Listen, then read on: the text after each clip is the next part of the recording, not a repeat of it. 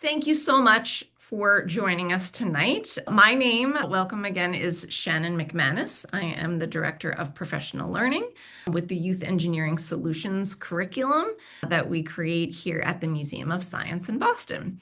And I'll give you another couple minutes to keep working on that poll. Again, feel free to share what best describes your role if you can. In the meantime, I'll also just share a little bit about the goals that we have for tonight's session.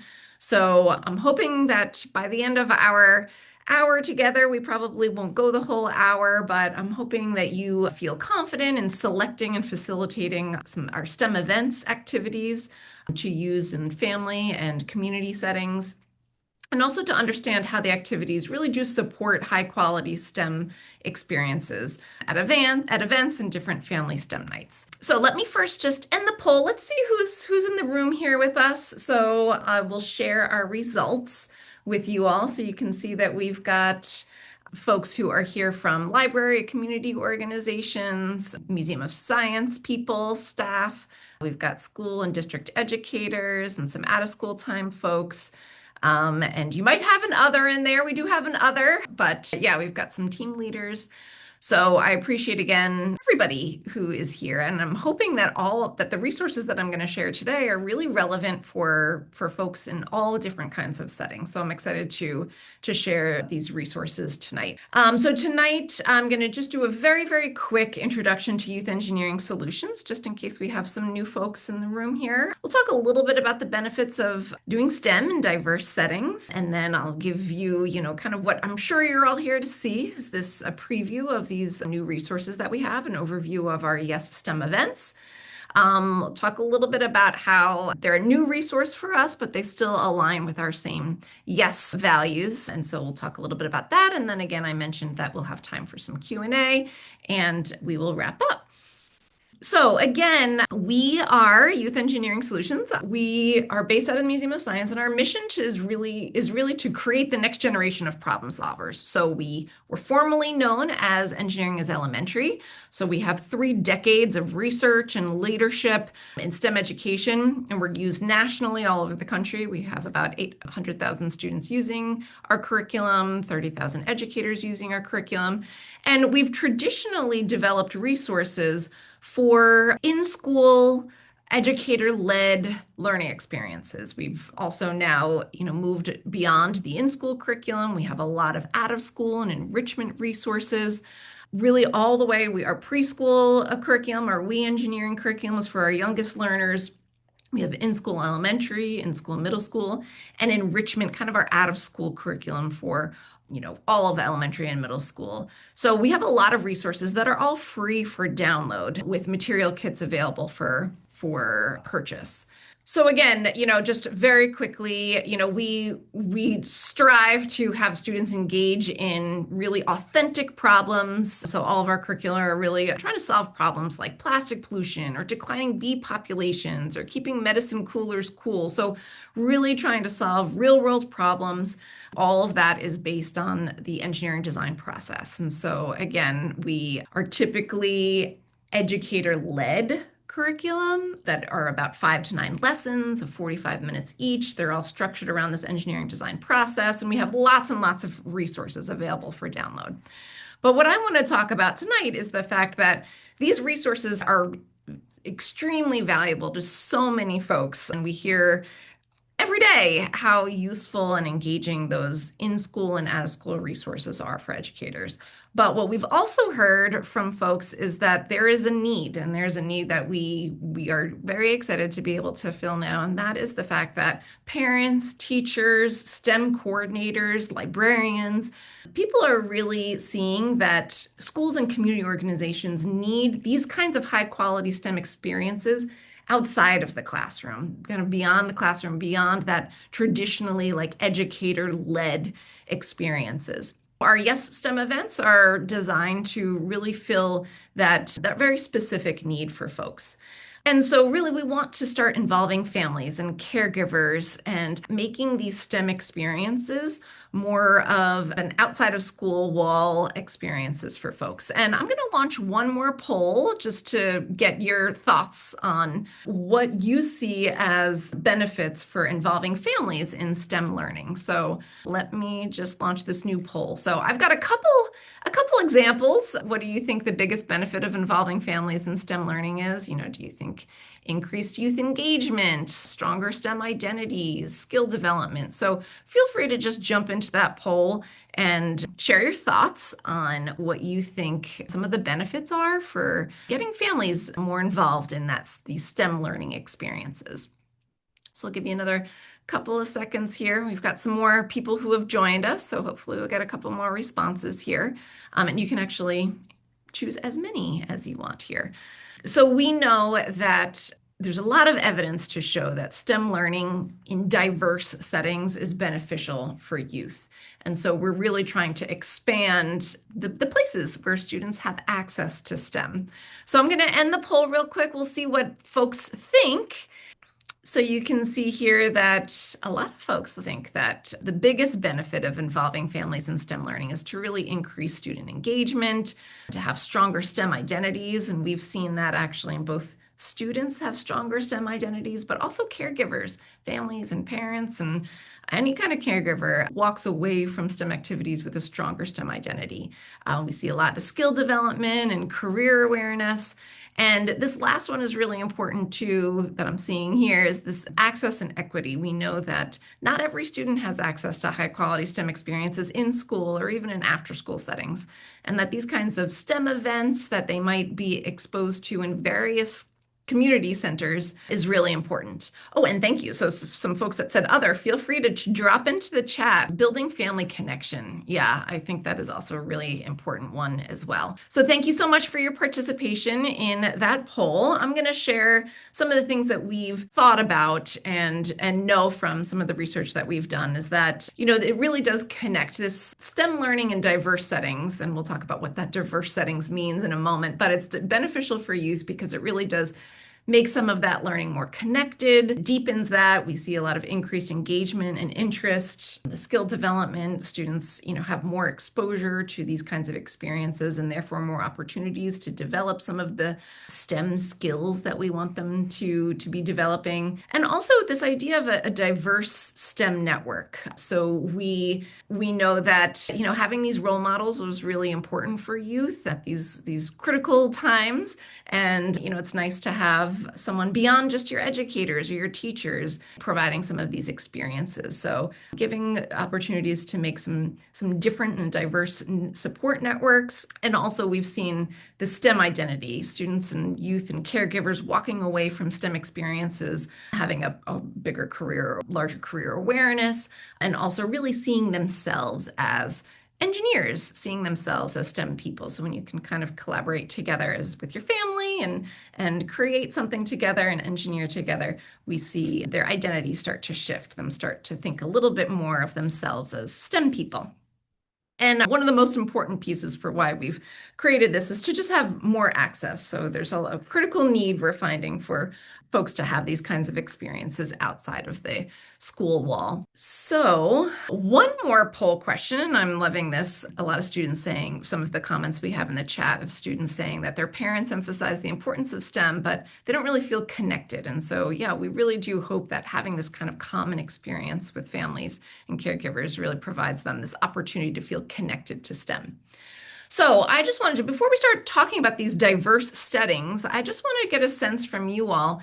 When you think about your community, I just started a poll here. When you think about your community, where do you think youth in your community most often experience STEM? Are they experiencing STEM at school?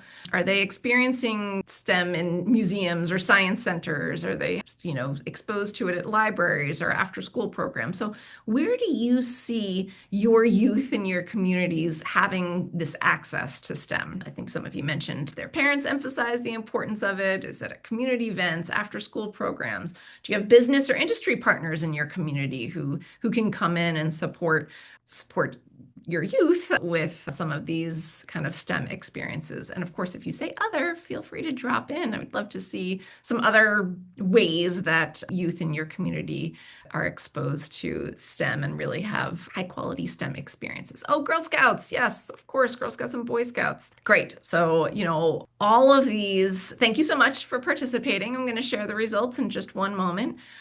These are the kinds of places, and I'll share this in a slide in a moment, where we want youth and families to have these kinds of experiences in school and out of school. So I'll just share the results real quick so we can see that a lot of our youth are experiencing STEM in schools and in museums, also in their after school programs. And we do have a lot of people here who are doing community events or STEM nights and also experiencing STEM in libraries. I see, yeah, it's Girl Scouts and 4-H as well. So these are the kinds of community events and, beyond the school wall type of organizations and experiences that we want our youth to have exposure to STEM within. So I'll stop sharing those results here. So again, just to reiterate here, we see, oops, let me go back real quick. We're here at the Museum of Science. We provide a lot of STEM experiences for students, for youth, for families. So we have people coming in our doors every single day having these amazing experiences. We know also in schools, students have STEM experiences. In libraries, they're more and more having STEM experiences. After school programs, you can see kids here doing some of our after school curriculum here. We also partner with a lot of industries around our community as well, like MathWorks, for example, and they also like to help host STEM nights. And so we have a lot of industry partners in Massachusetts, and I know around the country, there's a lot of different industry partners and businesses that help to support their communities with STEM experiences. And I know, yeah, we heard from other folks in the chat that, students get these kinds of experiences through Girl Scouts, 4-H clubs, churches, and leadership development programs. Yeah, so a lot of opportunities. So that's great to see. And now what I would love to share, and I'm hoping you're all here for, is to hear and learn a little bit about how this new resource that we have, our STEM events, can support any of these settings. So, any industry partners, after school programs, libraries, museums, schools, STEM events, 4-H, Girl Scouts. So these are such flexible resources. And I'll share a little bit about how they're designed and how they can be used, and just basically an overview of our STEM event resources. And so essentially, this is kind of a newer resource for us. So this is an entire Yes Event activity kit. So you would kind of order the kit and the entire thing would arrive at your site. People would open it up and just go ahead and run it. So it really is kind of a turnkey solution, whereas some of our curriculum that we do in school and out of school does require a certain amount of prep for an educator to facilitate. This truly is an open and go kind of a resource. And so everything you need to implement an engineering activity for up to 20 groups of about 3 to 5 people. So we expect, and I'll talk about the different ways we can implement this, and we've seen it implemented and we've tested it. This would be kind of what you would get, this image here. And we also have expansion kits as well, if you have groups that you think might be larger than 20 groups of 3 to 5 people. So let me just share some of the resources that you would get in this activity kit, which makes me very excited because I do think I've run plenty of STEM nights at my kids' school. I've worked in libraries when, librarians have asked for STEM activities, we're going to have a drop-in event. Can you come and facilitate a STEM activity?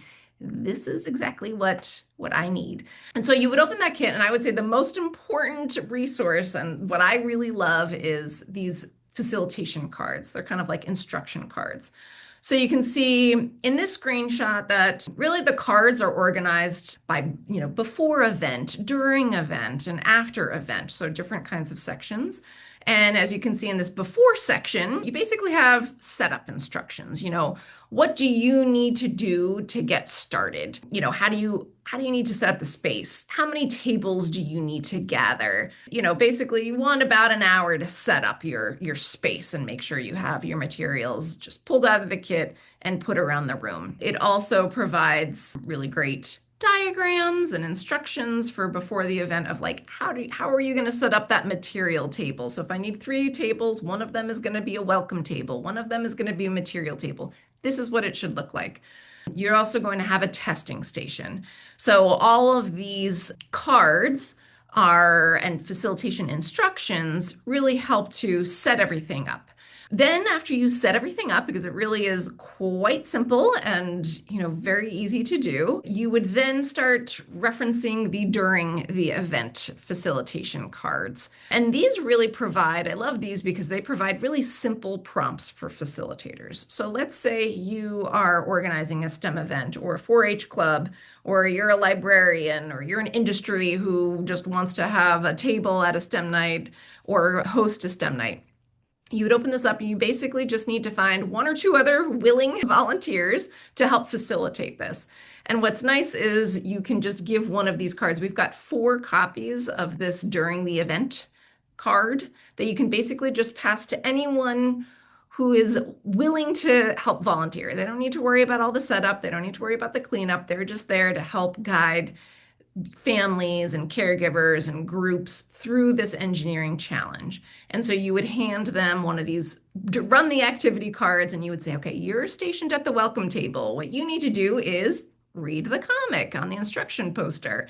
Ask, why is it important for us to remove items and trash from the gully? So you basically are telling your volunteers that they're responsible for basically asking these 2 prompting questions to get families and caregivers interested in the problem.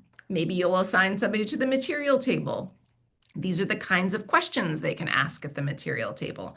So it really is a very simple way for you to kind of delegate responsibilities to the volunteers that you have working at the STEM event. And then there are kind of after the event cards. And these are just cards that guide this one sheet, basically. This is it. Not too much to do after the event other than clean up. Just basically gather the materials and make sure you have everything you need so that you can do this activity again and you can reuse this. So you want to make sure you collect the posters and the table signs and basically everything you distributed. This is just the list of what you want to make sure you collect at the end of the night or day or activity. So those are, the facilitator instructions, really, really simple to follow. It's only 10 pages. Most of them are just for the volunteer who's opening the kit, and a couple of really easy to follow handouts for people who are volunteering. Oh yes, this is great. Patricia says that you've got high school students who are helping to volunteer with elementary family nights. These cards would be perfect. I'm a former high school physics teacher, and this is it. And I remember when I was a kid, I would go into elementary schools and facilitate science lessons. This makes it really easy. It's really just kind of open-ended prompting questions that you want people to be asking for engineering and STEM activities. So that's great. I love how you have high schoolers volunteering for that as well. So just to kind of give you a sense of, how then, so that's kind of from the facilitation standpoint. But when somebody enters the room and when a group or a family enters your STEM night or your STEM activity, how are they going to be guided through this experience? And they'll arrive at your welcome table and they will be introduced to the context. Like, what problem am I trying to solve? And so there's a really big poster that comes in this kit. It's like 24 by 36 inches that really just kind of sets the context. This is a situation where, it's a park cleanup activity. We see families at an outdoor party. We see some wind blowing, some trash going into a nearby gully. And, these 2 characters in our little comic that are realizing that we need to try and pick that trash up and we need to do it safely. Maybe we can engineer something to help us. And now it's time for your groups to, consider why is it important to remove items from the gully, and, how can you help engineer a tool that can help to get that trash out of the gully? So they would be introduced to the context through this poster, and then they would be given this is an optional, engineering notes pamphlet. They don't have to complete it, but all you get to have copies of this in your kit for groups to help them work through the engineering design process. So you can see that they, are prompted to ask questions. They, have little sketches of the types of materials they're going to work with. Circle, what do you think you're going to use in this design? Draw a picture of your design. So, really helping to walk them through the engineering design process, not just jump in and build, although they can do that too. Sometimes it's hard to get people to stop and pause and plan, but this is a great tool to help them, work through this more structured problem-solving process. So you would pass them this engineering notes. Oops, sorry, I'm going quick here. You would pass this engineering notes pamphlet to them. And again, as I mentioned, it helps them to walk through this engineering design process. So you also get a really large engineering design process poster that comes in the kit, because we really do hope that groups and families and caregivers use this structured problem-solving process to help to solve the problem, just like real engineers do. And so this can be posted in your setting as well. And great questions. Most of these things are available in other languages. The engineering notes pamphlet is available in other languages. The comic poster is also available in other languages. Those are not provided in the kit, but when you get the kit, you have a QR code and you can get to all those Spanish resources online. So we do have some of these resources available online: the comic poster and the engineering pamphlet, the notes. So again, really at the core of everything that we do is really this engineering design process, and we really want caregivers and families to work through that together. What's also nice is we have lots of signs, lots of ways to help guide this experience for everyone. And so the signage really primarily guides them through that engineering design process. And so again, as I mentioned, when they walk in, they would come to a welcome table. This is where they would learn about the park cleanup, they would learn about their challenge, they would get their engineering notes, and then they would move to the material table. And you would see all the materials you have to work with. There's also this little poster here to help them just get some ideas, like how do we normally pick things up safely? And so these are just some different ideas to help get them imagining, helping them to think a little bit more openly about, the kinds of ways we do also we pick things up, just to help them to think of different solutions and imagine different ideas. So they would have this little image here at their material table. They'd get all of the materials that they want and think about and imagine different ways they could use the materials. And then they would move that to the work table. And basically they just get planning, they get creating, they get building, lots going on at the work table. It can get a little messy, but there's, you kind of want an open space for them to just bring their materials and start building. And then they would bring it to the testing station. And the testing station is, basically labeled on the ground. It's just kind of this model gully. I'm sorry, the image here is a little covered, but it's basically, you would just kind of lay out, and you probably saw that in the previous slide on the facilitation card, but you would make a little square on the ground and put all the trash that also comes in the kit. We give you trash in the kit.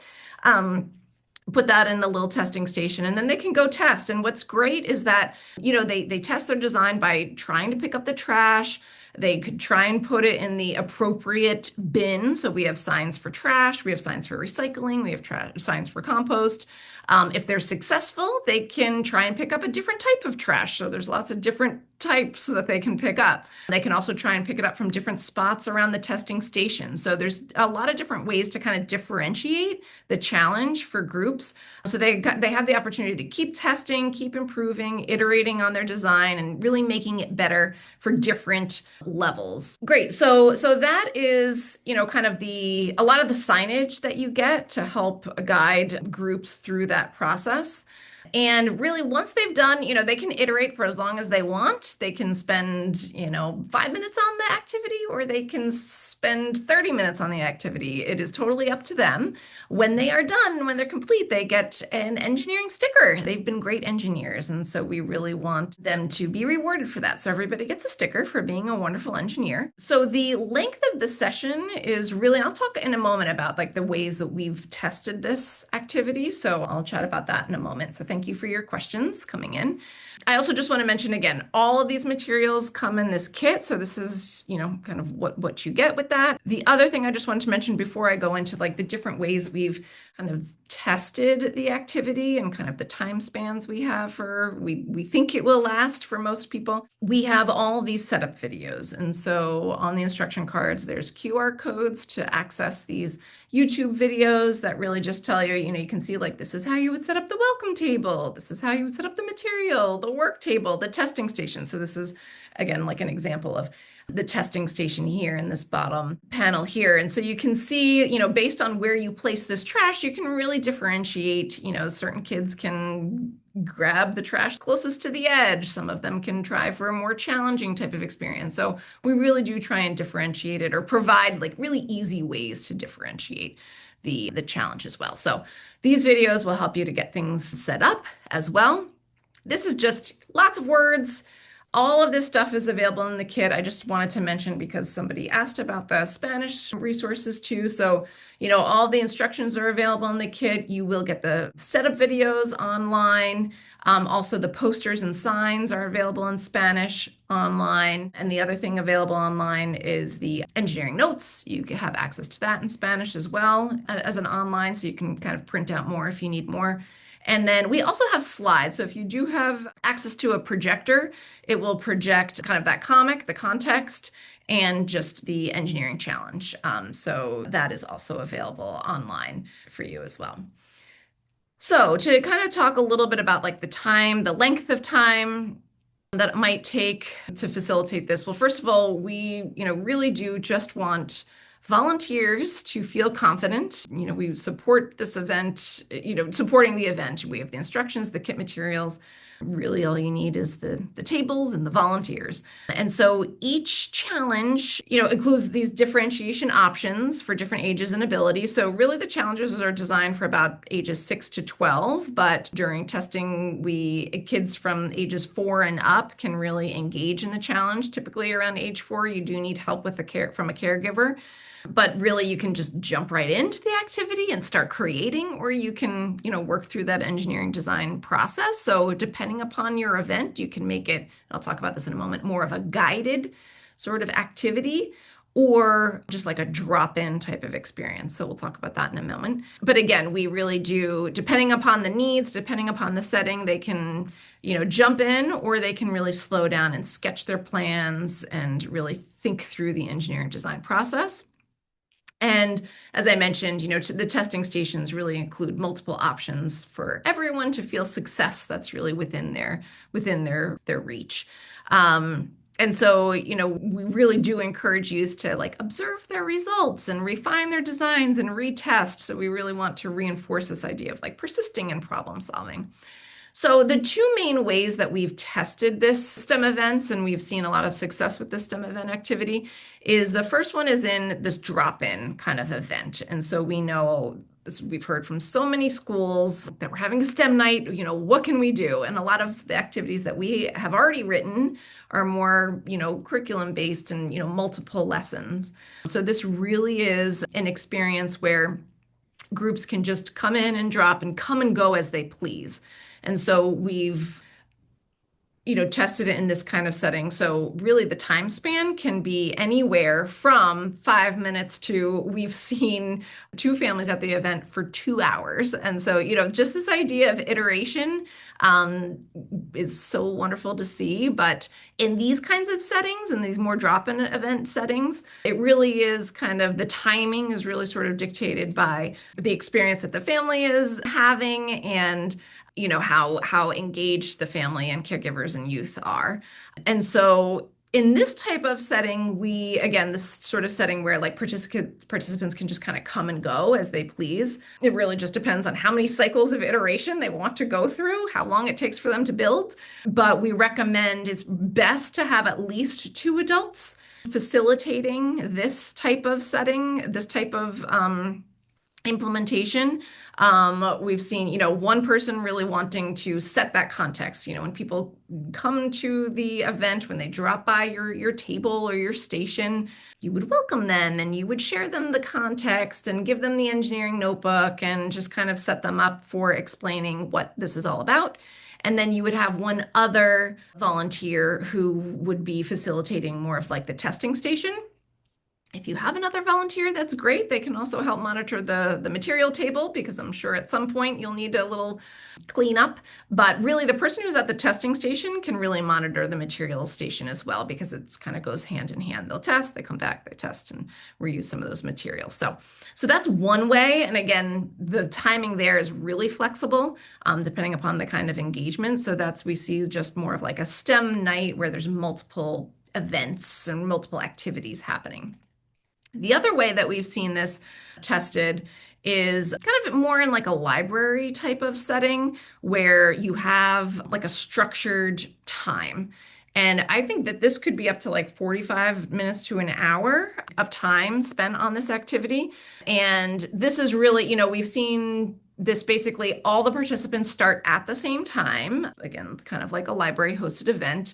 And really, you just have like a single facilitator introducing the challenge, passing out the engineering notebook, and circulating to ask questions and manage that testing area. And so for this type of event, I would really imagine someone guiding youth through that structured problem-solving process. So taking that time together to ask questions, taking that time together to imagine ideas, planning, getting the materials and creating. And so in that kind of like iterative, again, it could even be longer because there's such like a differentiated, you can, keep going, reaching for a more difficult challenge. But I would say, 45 minutes to, it could go up to 90, but 45 minutes to 60 minutes makes the most sense for that. Again, here, youth can still work at their own pace. Again, just because there's plenty of opportunity for them to iterate and to continue to test and retest and redesign. And yeah, they can really improve as many times as they wish here. So that's another different kinds of way to implement. And again, as I mentioned, we had a lot of people testing, people at drop-in events were really talking about we heard that our stations were the most popular out of all of the STEM night activities, that students really appreciate the ability to like free build and have a lot of different materials and having that testing area nearby so they can kind of go and test and come back and iterate. So we really heard a lot from, the drop-in event, and then also in this library type of setting, a lot of engagement and a lot of really, I think a lot of industries and a lot of 4-H and after school and library educators and people are really just looking for some kind of STEM experience. And this truly is, just open that kit and facilitate. It's really a quite simple activity to implement. So a couple of other options I just wanted to share. So right now we do have our park cleanup. So that one that I kind of highlighted as I walked you through the resources, that is available now. You can go on our website. I'll give you our website in a moment. We have that available now. We are almost ready to release our toy rescue. So this is just a little panel from the context setting poster for our toy rescue, where a toy drone gets stuck in a tree and now we need to help to get it down. So this is a really fun activity. We've had a lot of fun testing it out here and having some pilot educators and settings and, STEM nights testing this out. We've had a lot of fun with that. And then another one that's going to be available in late 2026 is our seed spreader. So we're just kind of wrapping our brains around that and having a lot of fun. We tested this as a team a couple of weeks ago, and it really is a lot of fun. The testing process is very fun for the seed spreader. So that's kind of, the basics of the activities, and I'm happy to take more questions in a moment. But before that, I just want to mention briefly that we believe strongly in our youth engineering solutions. We have values that we adhere to when we're designing curriculum, and those same values are in place when we're designing these kinds of activities as well. This activity is part of our YES approach. And so I don't need to go deep into each one of these dimensions of our engineering learning framework, but I do just want to mention that, all of these activities include these authentic problems, that really taps into this idea that engineering is a social endeavor. We want youth and caregivers to be thinking that they're addressing meaningful problems and they're engaged with these challenges. We also, in terms of our asset-based pedagogies, we always consider how to make our experiences accessible and allow everyone to bring strengths and prior experiences to the challenge. So these ideas are also really thoughtfully and intentionally embedded in even these short activities that we create as well. And engineering, authentic engineering practices. At our cores, we want kids to be, and youth and caregivers too, to be doing engineering. There's so many wonderful skills that are developed. And so we support youth and caregivers in really thinking, and I'll talk a little bit more about that, thinking like engineers and working like engineers. And really, we want everybody to walk away, caregivers, youth, feeling like they can engineer, shifting identities, starting to think that they are STEM people. So, just to mention, I know these are a lot of engineering practices, but you don't need to read all of these or know all of these. Just know that we are reading them. We are thinking very carefully about them. And just to highlight a few, just in this one experience, youth and caregivers, they're using a structured problem-solving process. They're exploring the uses and properties of materials. They're envisioning many different solutions. They're constructing models. They're persisting through failure. They're working in teams, and they're identifying engineers. This is the kind of thinking that we want our youth and really everyone to be doing. Youth, caregivers, parents. I know I want to do this with my kids. So we've really tried to embed our values of how we design high quality curriculum into even these shorter activities, these STEM events. So before I take questions, I'm going to do one last poll just because, who doesn't love a poll? Our last one tonight is, what do you like about these STEM events? What resonates? I've kind of gone through lots of things here. What resonates for you about these STEM event resources? What are you liking about this? And feel free also to jot some things into the chat as well. So as you're wrapping up this poll, I have a couple more slides just to show you where to find these things, but I feel free to also send some things into the chat here. So these yes kits and curriculum activities on the website, yes, they're all created at the Museum of Science in Boston. So yep, we've got a small but mighty team here at the Museum of Science in Boston, and we develop all of these activities. We test them in our community. Oftentimes we test them even outside of our community in different states. And yep, this all comes out of the Museum of Science.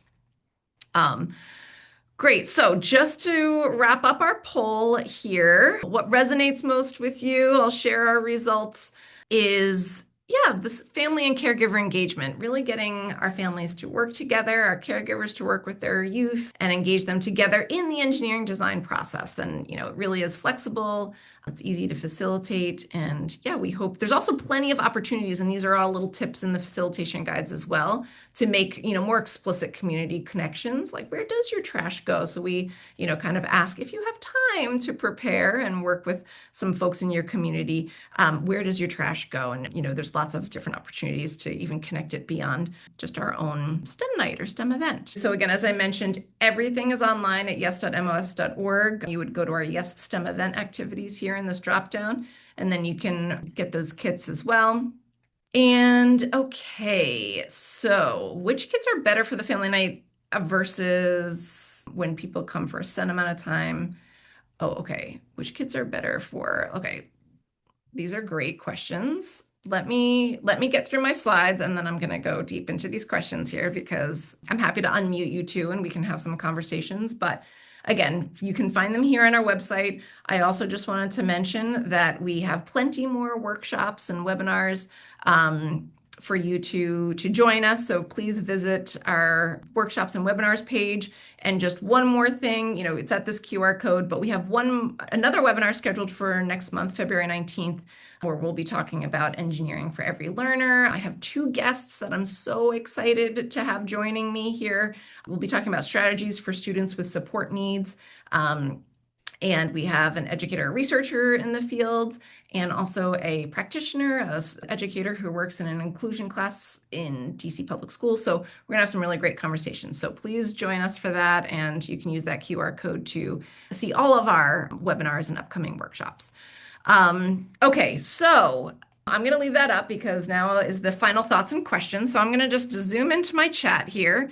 So there are a couple questions. Which types of kits are better for family night type event where people come for a set amount of time? Are the enrichment ones better suited for this? I actually think that the STEM events are better suited for like a family night. If it's one night, the STEM events is what you would want. The enrichment units have very fun challenges as well, and they can be adapted for this kind of setting.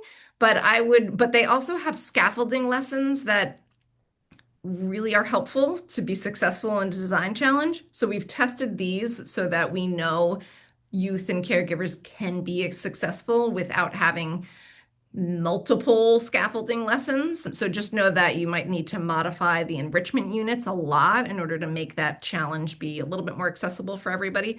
It's definitely possible, but I would say for a one night or one event type of experience, you would want these STEM events. The Yes PD workshop series, we normally during our professional development, we go through all of we highlight primarily one or two, sometimes three units. And so we really think carefully about having our participants act as learners and experience the engineering design process and go through some of our units and then reflect as educators to think deeply about, what are the benefits of this? What did you experience when you were engineering? How can we support our students to engage in this type of thinking? Because sometimes it's not what they might traditionally be doing in schools and classrooms. So it's kind of the structure of our professional development. I'm happy to feel free to raise your hand. I'll also share my email as well. I'm happy to share any more information about really anything. Okay, a couple of other questions here. Okay, is there still support for EIE curriculum? And again, if you want, you can raise your hand. I'm happy to also have you unmute yourselves and chat at this point. But you found your answer. Great. Yes, we do still have the EIE curriculum. A lot of the kits we don't support anymore. Some of them we do because many of them, as we transition from EIE to Yes, we're taking both our most popular and our most strongly standard aligned units and bringing them kind of into our Yes format. And so many of those units we still have available, but all of the units are still available for download. Every EIE unit is still available for download. You can get the teacher guide, but we only support like a handful still with the kits. So great. Yes, thank you. You found that on the website. And so, yeah, great question. Is the guide for the STEM events available online without buying the kit? No. So this is a pretty unique activity. So this really is like a turnkey. You open it and you go. It's really just those 10 facilitation cards there's no teacher guide. It's not like that. So it's kind of a different experience for us. So since it is very turnkey, we are treating this as kind of like a one-stop solution to your STEM event challenges, I guess. And, so the facilitation cards and signage and all of that just comes with the material kit that you would have to purchase. And then can you find the slideshow of the context for the park cleanup? So same thing, again, all of this is really just available with the kit, with the purchase of the STEM event activity kit. So I know it is a different kind of experience if you're used to EIE or if you're used to Yes and everything's free for download. There's really not that much other than the poster and, and the facilitation cards and the materials. And so all of that comes with the activity kit. So again, just that one-stop solution. We're really hoping that folks can get that activity kit, open it up, and run with their STEM event. So the materials are not available for free online. Okay, final thoughts and questions. Please stay connected with us. We're online. We'd love to hear all about your experiences with STEM events. Any questions you have about enrichment for STEM events and all of these things. we are happy to answer. And yeah, so at this point, I'm going to continue to answer questions. And thank you so much for staying. And I appreciate you all being here. You are welcome to leave. And please do, if you want to raise your hand, I will unmute you. I'd love to talk with you. But I will also answer a couple more questions in the chat. So I'm going to stop sharing my screen. I'll answer a couple more questions. And thank you all for coming tonight. I appreciate it.